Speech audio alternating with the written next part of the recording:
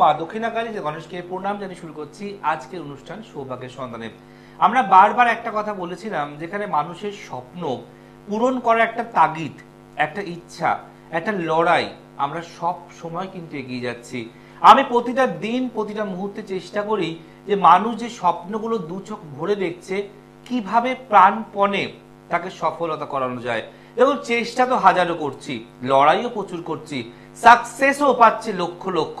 তার মধ্যেও যারা এখনো টিভির ওপারে বসে আছেন, স্বপ্ন দু চোখ ভরে দেখছেন, বা স্বপ্ন সত্যি হচ্ছে না, কোনো না কোনো কারণে স্বপ্নতে ব্যাঘাত আসছে, বা আপনি যখন হঠাৎ করে দুপুরে দুটো ভাত খেয়ে ঘুমাচ্ছেন, কি ভালো স্বপ্ন দেখলেন, আপনারই পরিবারের লোক বলল এটা সত্যি হবে না, এটা ভাত ঘুমের স্বপ্ন।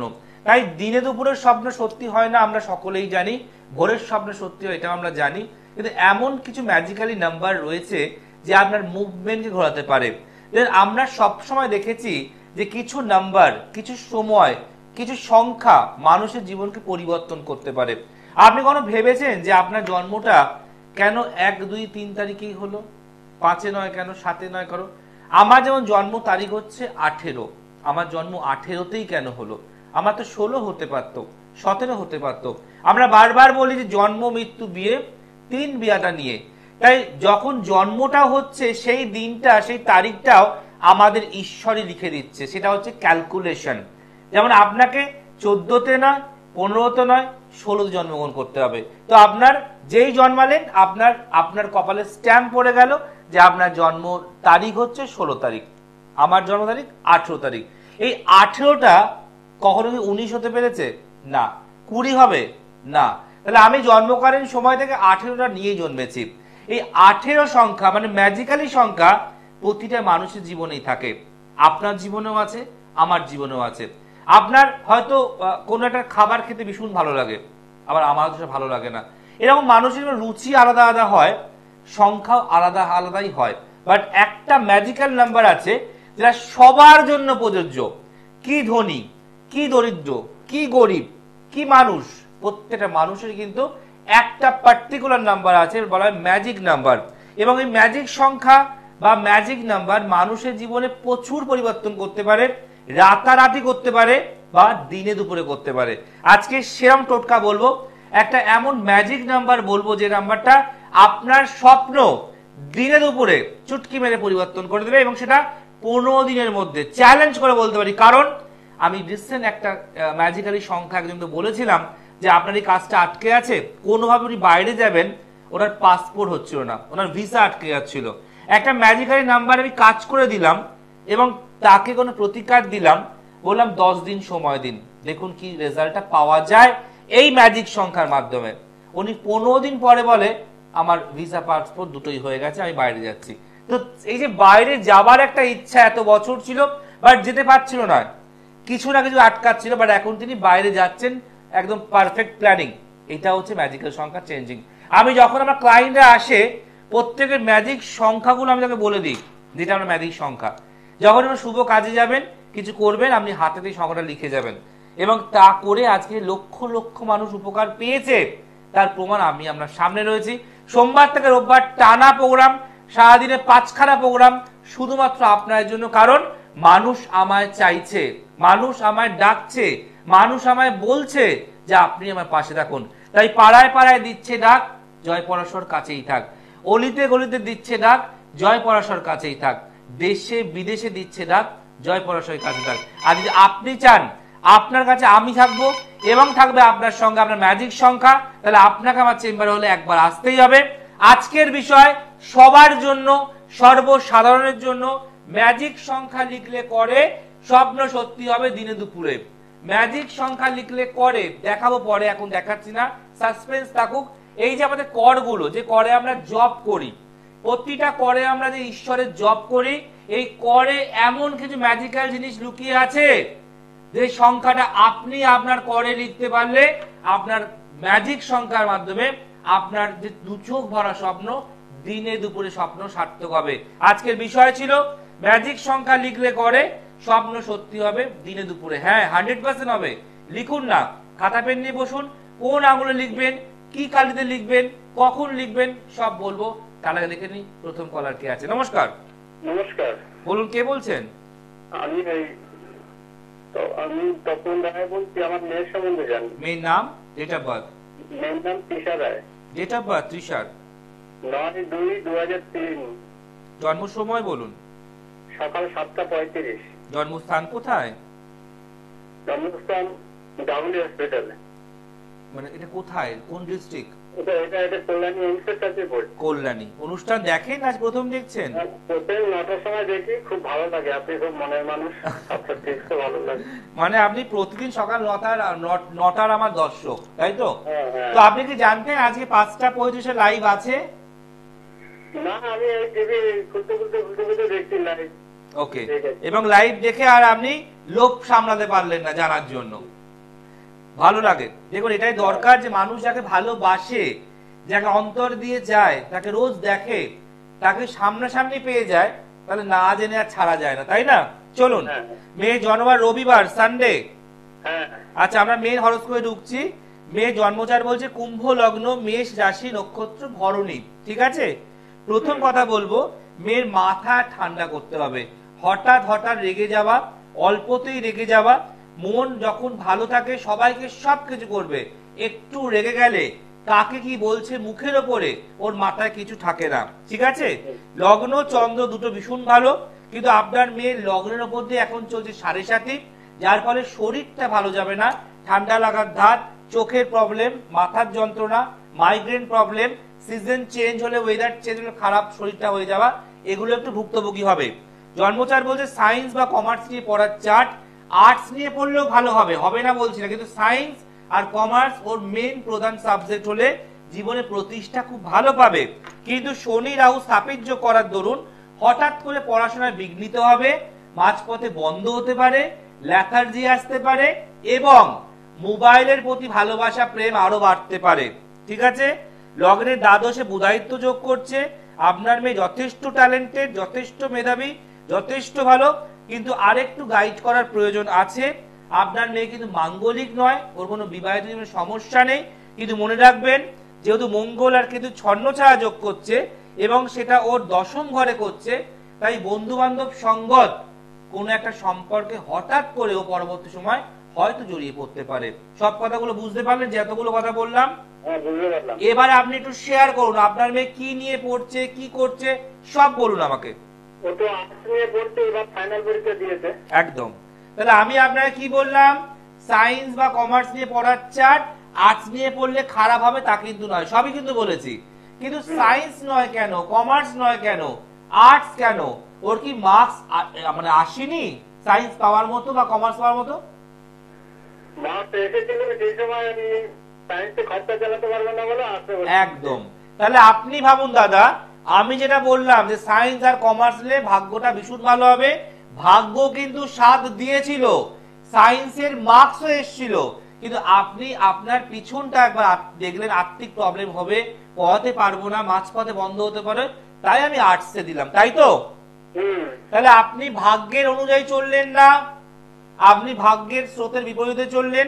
তাই আমি আপনাকে অসম্মান করব না, কিন্তু এখানে সায়েন্স নিয়ে পড়লে মেয়ের ডাক্তারি হওয়ার যোগ ছিল, কিন্তু এখন যেটা হয়নি তাকে নিতে ধরে লাভ নেই। এখানে টিচিং প্রফেশনের চার্ট, শিক্ষকতা করার চার্ট, গভর্নমেন্ট সার্ভিস যোগ আছে, কিন্তু এখানে শনি রাহু স্থাপিত যোগ, ছন্ন ছাড়া যোগ, 7.5, এগুলো দয়া করে কাটান। তাহলে একটা ভুল কিন্তু হয়ে গেছে লাইফে, সেকেন্ড ভুলটা যেন আর না হয়। বলুন আর কি প্রশ্ন, বলুন। বিবাহিত জীবন আপনাকে বলেই দিয়েছি যে খারাপ নয়, কারণ আপনার মেয়ে মাঙ্গলিক নয়, কিন্তু একটা কথা মনে রাখবেন, এই যে একটা যদি আপনি আজকে আজ থেকে 5 বছর আগে আসতে পারতেন, তখন যদি আপনাকে আমি বলতাম যে এই মেয়ের সায়েন্স বা কমার্স নিয়ে পড়ার চার্ট, ডাক্তারি হওয়ার চার্ট, তাহলে আপনি হয়তো কষ্ট করে টুকটুক করে জমাতে পারতেন।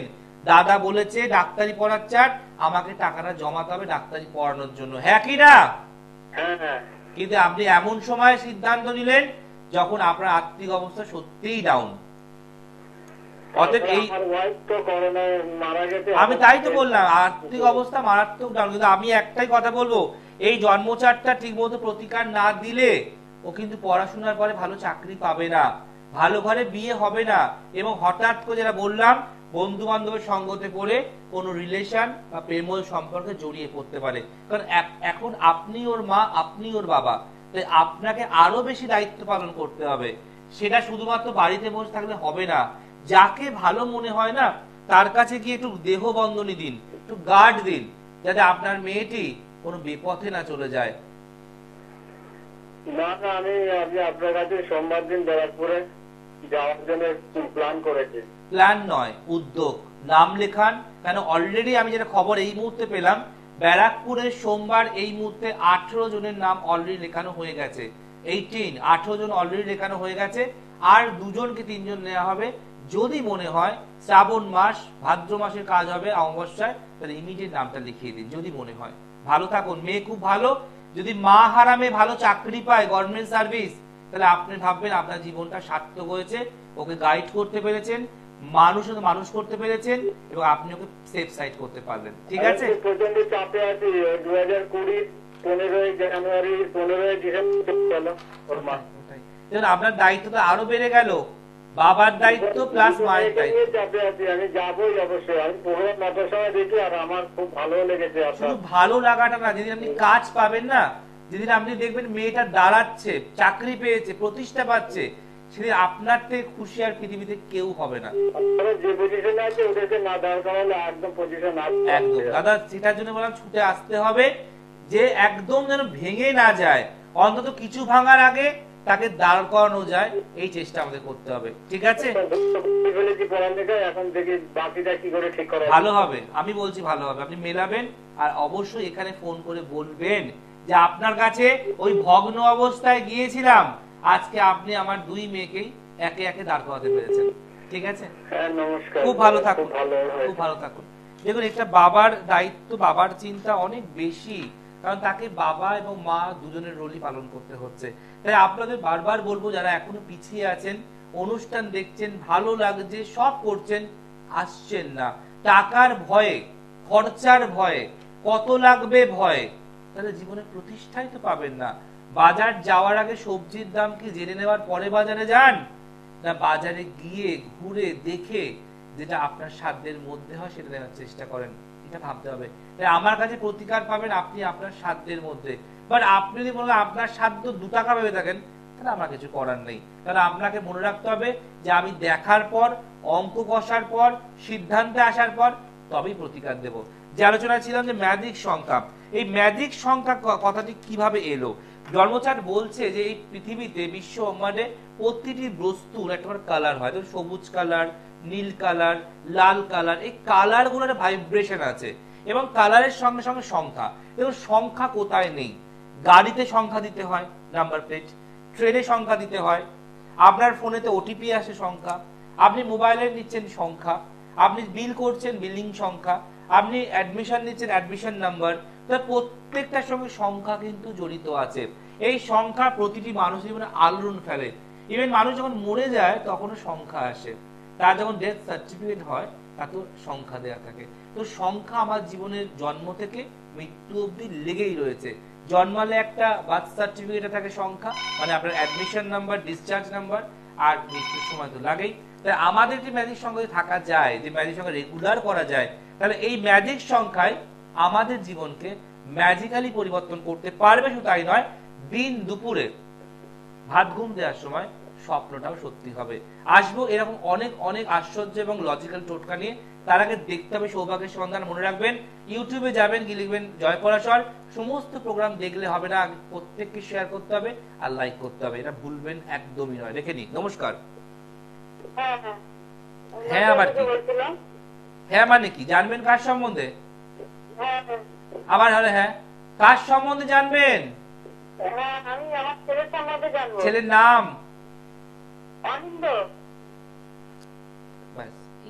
হ্যাঁ হ্যাঁ করো, অনিন্দ। অনিন্দর পরে আর কিছু নেই, তার কোনো লেজ নেই। অনিন্দর পরে লেজ মানে সারনেম। অনিন্দর লেজ থাকে, সারনেম, সেটা কই? আপনি এগুলো মনে রাখবেন যে কন্ট্রোল রুম থেকে আপনাকে সুন্দর করে শিখিয়ে দেওয়া হয়। ভেতরে গিয়ে নমস্কার বলবেন, তারপরে বলবেন ডেট অফ বার্থ, নাম, তারপরেও আর ভ্যাবাচারা খেয়ে যাচ্ছেন। মনে রাখবেন, যারা যারা এই অনুষ্ঠান দেখছেন, এটা এদিক সেদিকের প্রোগ্রাম নয়। এই কেউ বড় বড় ডায়লগ, কারো বড় বড় ডিগ্রি, কেউ দাঁত মুখ খিচিয়ে কথা, কেউ ভয় দেখাচ্ছে। এটা একটা রেস্ট্রিক্টেড প্রোগ্রাম যেখানে আপনি আপনার সন্তানের, আপনার নিজের, আপনার পরিবারেরটা একদম পারফেক্টলি জানতে পারছেন। এবং মনে রাখবেন আপনি কথা বলছেন কার সঙ্গে বলছেন? জয় পরাশরের সঙ্গে, যিনি আজকে 18টা বছর ধরে আপনাদের সেবায়, আপনাদের ভালোবাসায় নিয়োজিত হয়ে রয়েছে। তাই নয়, প্রত্যেকটা মানুষ, ইভেন জ্যোতিষীগুলো অনুষ্ঠান দেখতে ছাড়ে না।